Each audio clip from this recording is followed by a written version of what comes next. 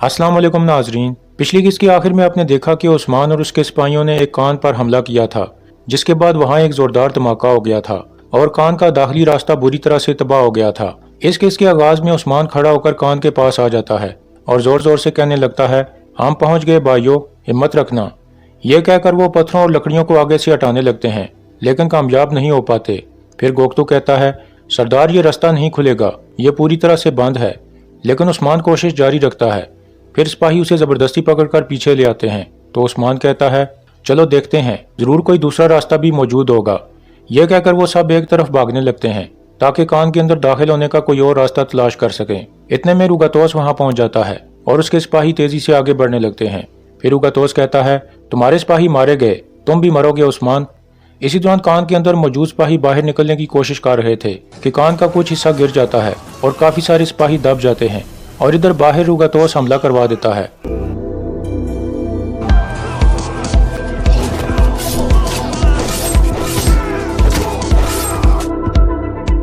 कान के अंदर कुछ सिपाही मलबे के नीचे से निकल आते हैं और फिर दाखिली रास्ते के करीब पहुंचने में कामयाब हो जाते हैं।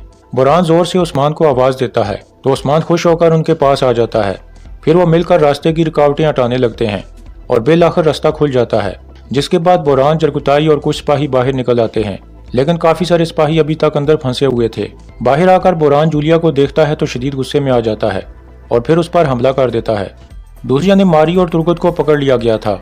निकोला कह रहा था, मैंने इतनी ज्यादा तैयारियां की हैं, मैं मारी से शादी करके रहूंगा। तुर्गत कहता है, तुम देख नहीं रहे, मारी ये शादी नहीं करना चाहती। यह सुनकर निकोला के सिपाही तुर्गत को नीचे गिरा देते हैं तो मारी कहती है, ऐसा मत करो निकोला, इसे कोई तकलीफ मत पहुंचाओ, मैं भागना चाहती थी, इसने सिर्फ मेरी मदद की है। यह सुनकर निकोला कह कहे मारकर हंसने लगता है। फिर कोशिश कहता है, मैं तुम्हें पहचान नहीं पाया मारी, तुम हमारे दुश्मन से कैसे मदद मांग सकती हो। तुर्गत कहता है, असल में तुम अजीब हो कोशिश कि अपनी बहन के साथ इस जुल्म को दुरुस्त समझ रहे हो, मगर फिक्र मत करो, तुम्हारी बारी भी आएगी, मैं तुम सब से एक एक करके हिसाब लूंगा, मैं तुम्हें जहन्नम का मजा छकाऊंगा कोशिश। यह सुनकर कोशिश बहुत गुस्से में आ जाता है और फिर कहता है, तुम तो आज ही मारे जाओगे और वो भी मेरे हाथ से। फिर निकोला कहता है, तुमने मेरा खूबसूरत 3 दिन बर्बाद कर दिया तुर्गत, मैं तुम्हें ऐसी मौत दूंगा कि मेरे तमाम दुश्मनों के लिए ये एक सबक होगा। तुर्गत कहता है, मार डालो मुझे निकोला, वरना बहुत पछताओगे। निकोला अपने हाथ को हरकत देता है तो इतने में मारी कहती है, ठीक है निकोला, इसे जाने दो, अगर तुम इसे कोई नुकसान न पहुंचाओ तो मैं तुमसे शादी के लिए तैयार हूँ। यह सुनकर तुर्गत कहता है, ऐसा मत करो मारी, अगर मैं जिंदा रहा तो इस जबरदस्ती में तुम्हें नहीं रहने दूंगा। फिर निकोला कहता है, प्यारी मारी, तुम्हारी शादी तो वैसे भी मेरे साथ ही होगी, लेकिन मैं इसे क्यों छोड़ूं भला। आप थोड़ा लुत्फअंदोज होते हैं। फिर निकोला अपने सिपाहियों को कहता है, बांध दो तुर्गत को। तुर्गत कहता है, बांध लो निकोला, जो हो सकता है कर लो, मगर ये जान लो, चाहे तुम मारी से शादी कर ही लो, लेकिन तुम कभी इसके दिल में जगह नहीं बना पाओगे।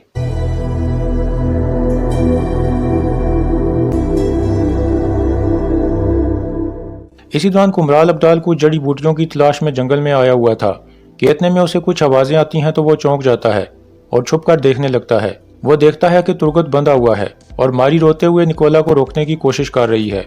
यह देखकर कुमराल अब्दाल आहिस्ता से कहता है, मदद करनी होगी, फौरन कबीले पहुंचना होगा। यह कहकर वो भागने लगता है। दूसरी तरफ लोहे की कान के बाहर लड़ाई जारी थी।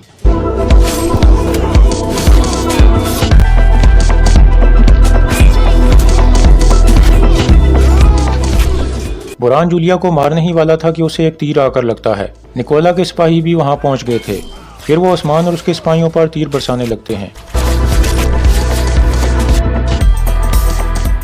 बुरहान बेहोश हो चुका था। इतने में रुगातोस कहता है, हम पीछे हट रहे हैं। यह कहकर वो पीछे की तरफ चल पड़ते हैं, जबकि उसका एक सिपाही बुरहान को खींचकर अपने साथ ले जाने लगता है। यह देखकर उस्मान उसे बचाने की कोशिश करता है, लेकिन कामयाब नहीं हो पाता। कुछ देर में रुगातोस और बाकी सिपाही वहां से भागने में कामयाब हो जाते हैं, जिसके बाद उस्मान बहुत गुस्से में आ जाता है। फिर जरकुताई कहता है, कान के अंदर कुछ जख्मी सिपाही मौजूद हैं सरदार, हमें उन्हें निकालना होगा। दूसरी तरफ काई कबीले के मरकजी खेमे में खवातीन आपस में बातचीत कर रही थीं कि इतने में कुमराल अब्दाल अंदर दाखिल होता है तो सब खवातीन परेशान होकर खड़ी हो जाती हैं। फिर कुमराल अब्दाल कहता है, तुर्गत साहब किलेदार की बहन को भगाते हुए पकड़े गए हैं, सूरत हाल अच्छी नहीं है सलजान खातून, वो हमारे बहादुर को मार डालेंगे। यह सुनकर सलजान कहती है, फौरन गुंदुज को इतला दें। तो आयशा खातून कहती है, गुंदुज तो सोगत में है वालिदा। फिर मालून खातून कहती है, सरदार की बीवी यहाँ मौजूद है वालिदा, हम तुर्गत साहब और मारी को उन काफरों के कब्जे में नहीं रहने देंगे। दूसरी जानिब तुर्गत को बांध दिया गया था और निकोला उस पर तशद्दुद कर रहा था, जबकि मारी मुसलसल उसे रोकने की कोशिश कर रही थी। लेकिन निकोला बाज नहीं आता और उसे मारते हुए कहता है, यह तकलीफ झेले बगैर नहीं मरेगा, यह अपनी टांगों से चल नहीं पाएगा। मारी रोते हुए कहती है, खुदा के लिए ऐसा मत करो निकोला। इसके बाद निकोला एक कोड़ा पकड़ लेता है तो तुर्गत कहता है, यह जो करता है इसे करने दो मारी, इन गलीजों से भीख मत मांगो। फिर निकोला तुर्गत पर कोड़े बरसाने लगता है।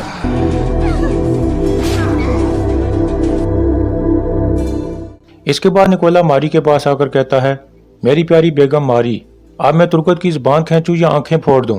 तो मारी उसके चेहरे पर थूक देती है और फिर कहती है, मैं तुम्हारी बीवी नहीं हूं, मैं नफरत करती हूं तुमसे, बहुत ज्यादा नफरत करती हूं। यह सुनकर निकोला मजीद गुस्से में आ जाता है और दोबारा पीछे मुड़कर तुर्गत पर तशद्दुद करने लगता है।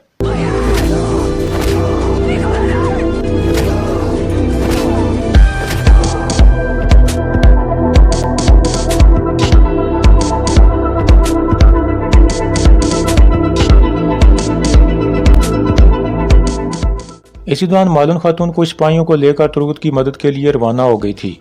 दूसरी तरफ लोहे की कान से सिपाहियों को निकाल लिया गया था।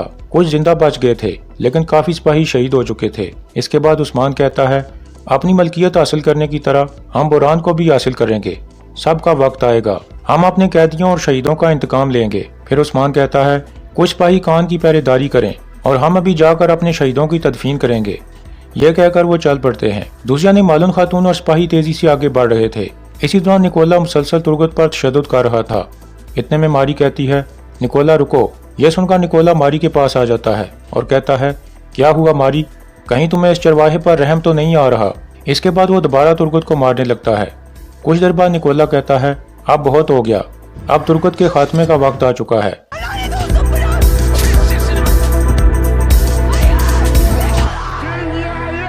इस तरह कुमराल अब्दाल को देखकर निकोला रुक जाता है। फिर कुमराल अब्दाल आगे आ जाता है तो निकोला कहता है, बस एक पागल की कमी थी और वो भी पूरी हो गई, तुम क्या चाहते हो? कुमराल अब्दाल कहता है, आशिक नहीं मरते। यह सुनकर तुर्गत और मारी मुस्कुराने लगते हैं। इतने में मालून खातून और उसके साथी निकलकर सामने आ जाते हैं और निकोला की तरफ तीर बरसाने लगते हैं।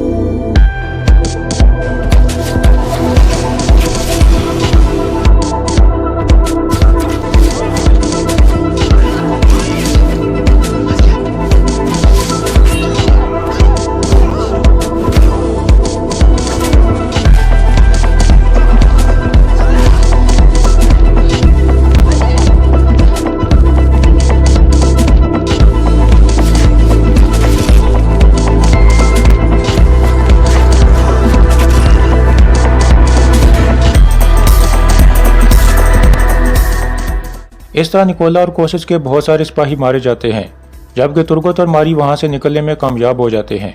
इसी दौरान एक काफिला दिखाया जाता है जो आहिस्ता आहिस्ता आगे बढ़ रहा था।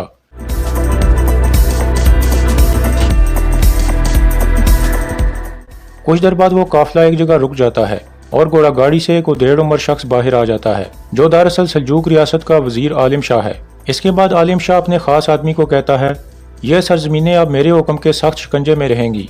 लोगों को एक निज़ाम की जरूरत है और उस निज़ाम को एक ताकतवर सरबराह की जरूरत है, जो कि मैं हूँ। ये खित्ते अब से मेरे हुक्म के नीचे होंगे। फिर आलिम शाह कहता है, कोनूर, क्या तुमने गवर्नर निकोला को मेरी आमद की खबर भेज दी है? कोनूर कहता है, खबर भेज दी है मेरे वजीर, गवर्नर निकोला आपका इंतजार कर रहा है। आलिम शाह कहता है, पहले मैं वहां जाऊंगा और फिर काई कबीले में जाकर उस बागी उस्मान से मिलूंगा। देखते हैं कि मेरी समातों को तंग करके रख देने वाला वो उस्मान कौन है। फिर थोड़ी देर सोचने के बाद आलिम शाह कहता है, उस्मान या किलेदारों में कोई फर्क नहीं, सबको अपनी गहरी सियासत से बाज आना होगा।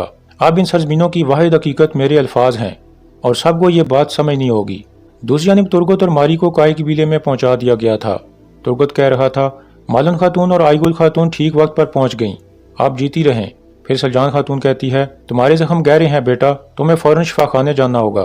तुर्गत कहता है, मैं जरूर जाऊंगा, लेकिन उस्मान साहब कहाँ हैं, क्या उनकी कोई खबर है? इतने में कबीले का ढोल बजता है और उस्मान का काफिला शहीद सिपाहियों को लेकर कबीले में पहुंच जाता है।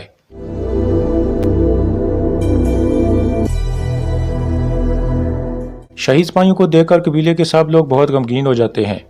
आईगुल जरकुताई के पास आकर कहती है, शुक्र है जरकुताई कि तुम ठीक हो और यहीं हो। इसी दौरान उस्मान से तुर्गत पूछ रहा था, आपके साथ क्या हुआ उस्मान साहब? तो उस्मान बुलंद आवाज में कहता है, लोहे की कान अब काइयों की मलकियत है, मगर हमारे शहीद भी हैं और मेरा भाई बुरहान रुगातोस के हाथों कैद हो गया है।